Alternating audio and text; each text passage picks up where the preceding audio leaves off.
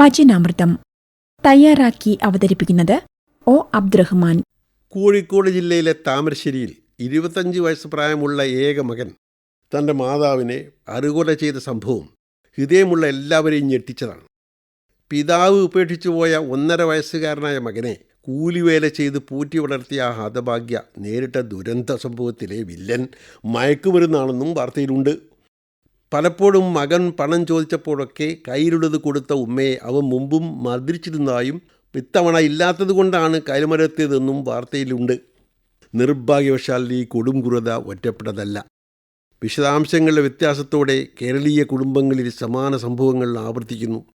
മയക്കുമരുന്നിൻ്റെ അടിമകളായി വളരുന്ന ഒരു പുതിയ തലമുറ സ്വന്തം കുടുംബങ്ങൾക്കും പൊതുസമൂഹത്തിനും ഭീഷണിയായി തീർന്നിട്ടുണ്ടെന്ന് സാമൂഹിക പ്രവർത്തകരും പോലീസും അധികാരികളും സാക്ഷ്യപ്പെടുത്തുന്നുണ്ട്. ദിനേന സമാന സംഭവങ്ങൾ മാധ്യമങ്ങൾ റിപ്പോർട്ട് ചെയ്യുന്നു. കഞ്ചാവും MDMAയും കൊക്കൈനും കൂടുതൽ മാരകമായ മറ്റ് മയക്കുമരുന്നുകളും എക്സൈസും പോലീസും പിടികൂടുന്ന കേസുകൾക്ക് ഇപ്പോൾ വാർത്താമൂല്യം പോലും നഷ്ടപ്പെട്ടിട്ടുണ്ട്.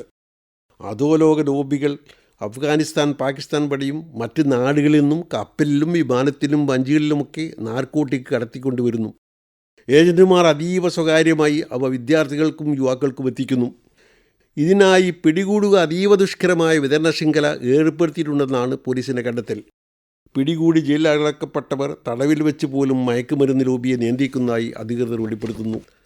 മെക്സിക്കോ പോലുള്ള തെക്കൻ അമേരിക്കൻ നാടുകൾ മയക്കുമരുന്ന് ലോബികൾക്ക് മുന്നിൽ അടിയറു പറഞ്ഞ് അവരുടെ ദാക്ഷിണ്യത്തിലാണ് ഭരിക്കുന്നതെന്ന അവസ്ഥ പോലും ഉണ്ടായിരിക്കുന്നു. വിദ്യാഭ്യാസപരമായും സാംസ്കാരികമായും ഉന്നത ശ്രേണിയിലെത്തിയെന്ന് നാം അവകാശപ്പെടുന്ന കേരളവും അതേ പാതയിലേക്കാണ് കുതിക്കുന്നതെന്ന് ആശങ്കിക്കുന്നവരെ കുറ്റപ്പെടുത്താൻ സാധ്യമല്ല.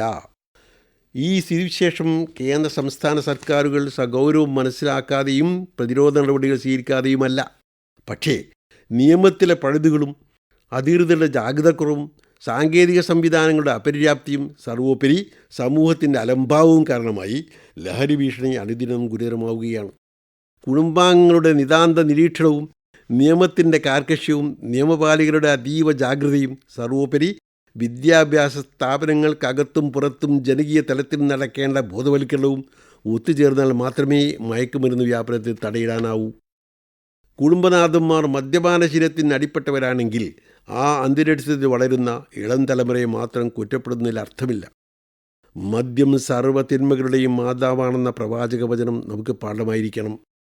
കള്ള് ചെത്തരുത്, വിൽക്കരുത്, കുടിക്കരുത് എന്ന് പഠിപ്പിച്ച ശ്രീനാരായണ ഗുരുവിനെ സമീപിച്ച ചെത്തുതൊഴിലാളി ഇനി ഞാൻ എന്ത് തൊഴിൽ ചെയ്യണമെന്ന് ചോദിച്ച സംഭവമുണ്ട്. അയാളുടെ കയ്യിലെ ചെത്ത് കത്തി വാങ്ങി ഇത് 4 പകുത്ത് ക്ഷുരകവൃത്തി ചെയ്ത് ജീവിക്കൂ എന്നായിരുന്നു ഗുരുവിൻ്റെ മറുപടി.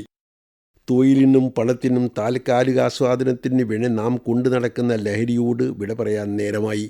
സമാധാനപൂർണവും ആരോഗ്യപരവുമായ ജീവിതമാണ് നാം ആഗ്രഹിക്കുന്നതെങ്കിൽ. ഒ. അബ്ദുറഹ്മാൻ തയ്യാറാക്കി അവതരിപ്പിച്ച വചനാമൃതമാണ് ഇതുവരെ കേട്ടത്.